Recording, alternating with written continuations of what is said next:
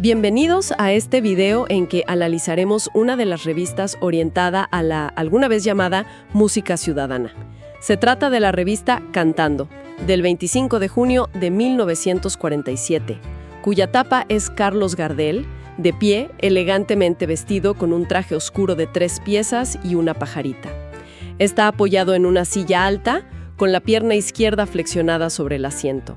Sostiene una guitarra criolla en sus manos. Su expresión es de alegría, con una sonrisa amplia y la mirada dirigida hacia el lado derecho de la ilustración, como si estuviera contemplando el paisaje. Detrás de él se representa un paisaje urbano que evoca el Buenos Aires de la época. Hay un edificio clásico de estilo europeo, con balcones y columnas, que se extiende a lo largo de la calle. Se pueden ver toldos en las entradas de los locales comerciales.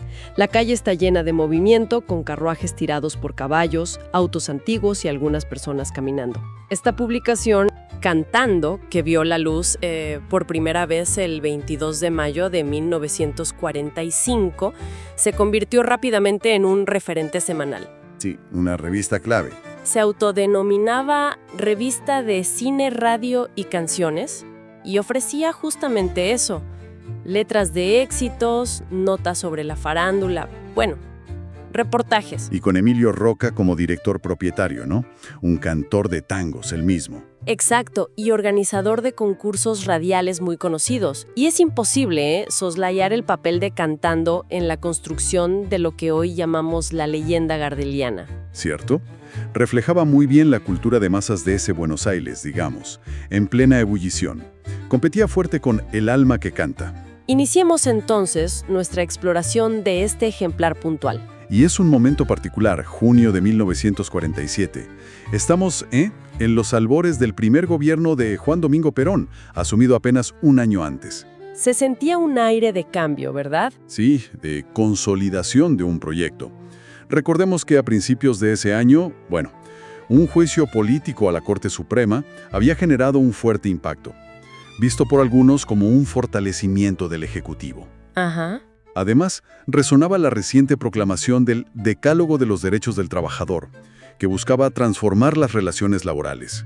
Claro. Y hay un impulso notable hacia lo popular, hacia la cultura de masas, que esta revista sin duda refleja. Exacto. Y eso se ve clarísimo en el sumario, en el índice de este número 107. La figura de Carlos Gardel es, omnipresente. Totalmente. Artículos sobre sus 2 cariños, su madre y los viajes.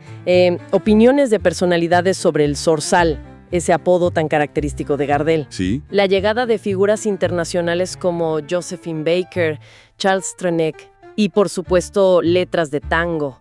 La famosa encuesta de orquestas, noticias del cine, la publicidad, que nos habla mucho de las aspiraciones de la época. Detengámonos un momento en Gardel. 12 años después de su muerte, la revista dedica un esfuerzo considerable a cimentar su figura. Sí, es notable. No se trata solo de recordar, sino de construir activamente un mito.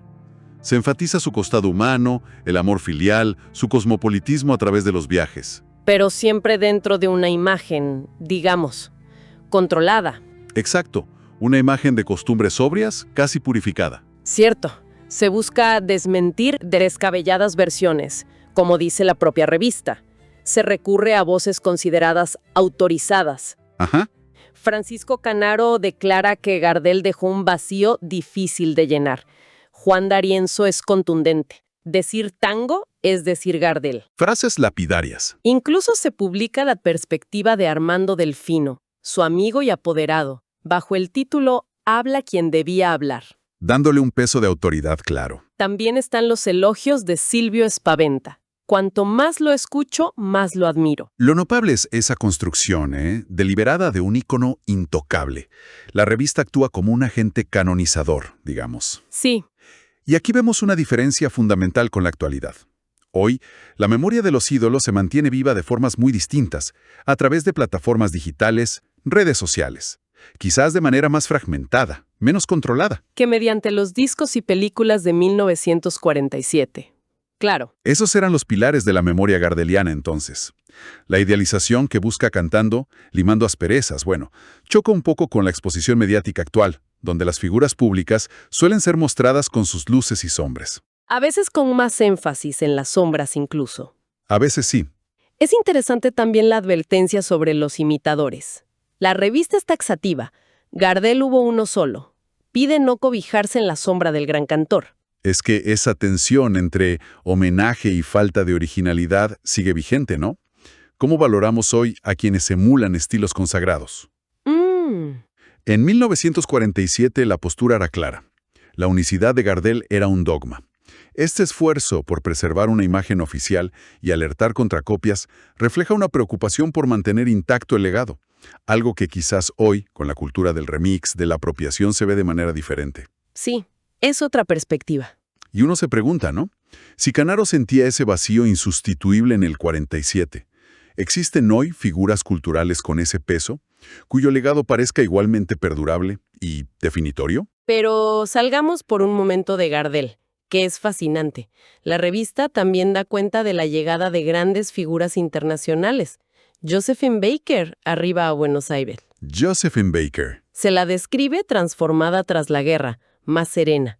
Incluso se destaca su negativa a fumar. No fumó. Creo que todas las mujeres debieran hacer lo mismo. Una declaración llamativa para la época, sí, y una muestra de cómo Buenos Aires era un polo cultural importante, conectado con las tendencias internacionales. Sin duda. La presencia de Baker, una figura de renombre mundial, con su historia ligada a la resistencia francesa, no era un hecho menor. Verla fotografiada con artistas locales como Aida Alberti o Hugo del Carril subraya ese intercambio. Y ni hablar de la recepción a Charles Trenet, el muchacho de París. La revista describe una extraordinaria expectativa, una caravana de 52 autos para recibirlo en el aeropuerto de Morón. 52 autos. Impresionante. Se relata hasta una anécdota del periodista Font Sarabia, multado por intentar colarse en la comitiva. Trenet debutó en Radio El Mundo y se lo pinta como alegre, desenvuelto, sutil y espiritual, destacando su increíble facilidad para componer. Ese fervor en la recepción de Trenet nos hace pensar. Hoy, con la globalización, el acceso inmediato a la música, a la imagen de los artistas por Internet, ¿se mantiene esa misma mística? Es diferente, ¿no? Quizá la inmediatez digital ha modificado esa experiencia colectiva del acontecimiento. ¿Se recibe hoy a las estrellas internacionales con similar fervor? Es algo para reflexionar. La revista también trae noticias más breves del ambiente artístico. El cantor Carlos Vidal, que denuncia a un imitador telefónico que pide dinero en su nombre. Un escándalo menor. El casamiento de la actriz Lola Warren con el músico Ángel Mariño.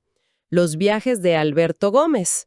Noticias de jazz con Bertolín y el Carrington Jazz.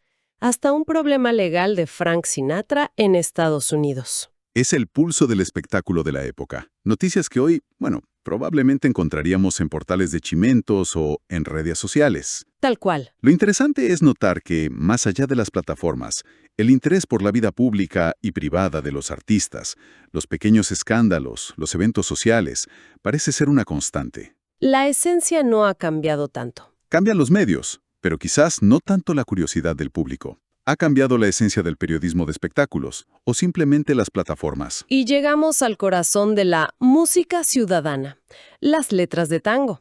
Este número trae varias. Encontramos la exaltación de la figura materna en Madre, casi un arquetipo. Un tema recurrente, ¿sí? El desengaño en tus besos fueron míos. La crítica social fuerte en Tortazo, contra la mujer interesada. Te conquistaron con plata. Esas letras son un documento social invaluable. Reflejan roles de género muy definidos. Muy marcados. La mujer oscila entre la madre santificada y la figura calculadora o arribista. Es inevitable contrastar estas representaciones con las discusiones actuales sobre género en la música popular. Claro. El lenguaje y los estereotipos de tangos como Tortazo, ¿cómo dialogan o chocan con las visiones actuales sobre género? ¿Serían impensables o generarían gran controversia hoy? También están los consejos de vida, como en Seguí mi consejo, para el bacán, el hombre de mundo, o quizás el aspirante a serlo. El aspirante, sí. O sea, olvídate del trabajo, no trabajes para los ranas, no trabajes para los tontos o aprovechadores, disfrútala con champán. A ironía, aspiración, crítica. Probablemente una mezcla de todo eso.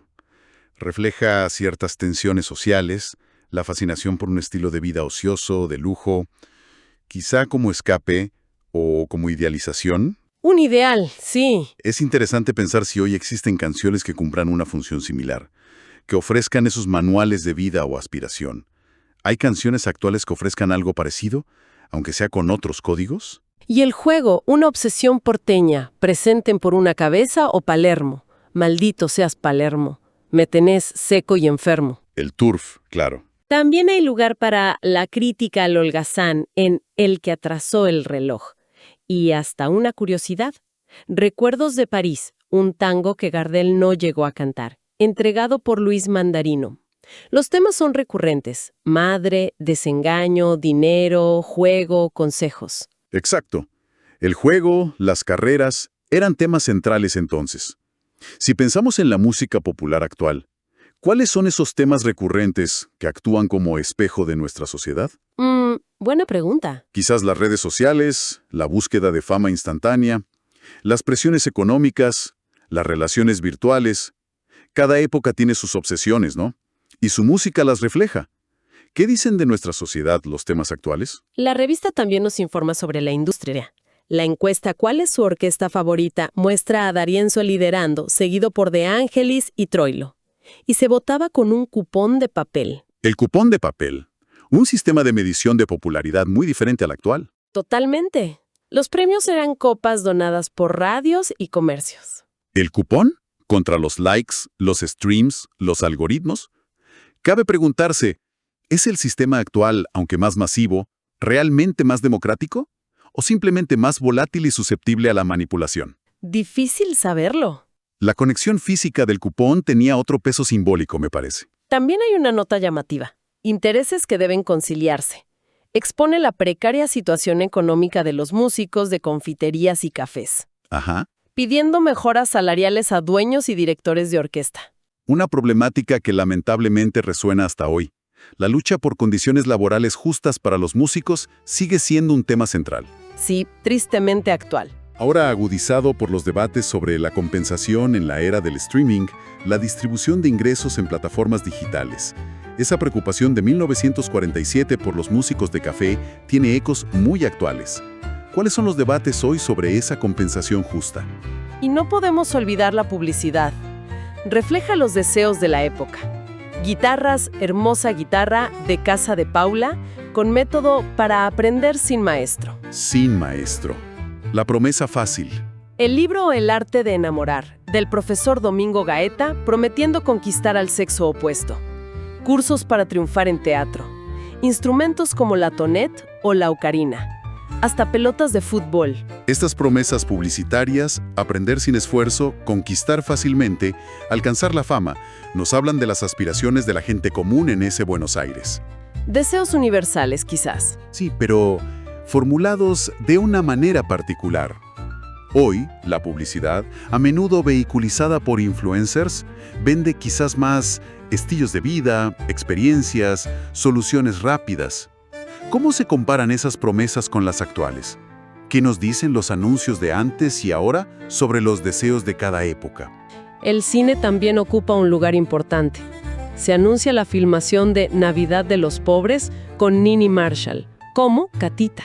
Catita, un personaje icónico. El estreno de Cumbres de Hidalguía, la noticia de que Cosmos Film adaptará al cine la historia del tango de Canaro, el éxito de A Sangre Fría y el próximo estreno de La Comparsita con Hugo del Carril. Se percibe una industria cinematográfica nacional activa, en sintonía con ese impulso estatal a la producción local propio del primer peronismo. Sí, se nota. Películas con figuras y temas populares. Ahora, si miramos el presente, ¿qué lugar ocupa el cine argentino hoy frente a la producción de Hollywood y la avalancha de contenidos en plataformas globales? Es una competencia difícil. ¿Recibe el apoyo necesario?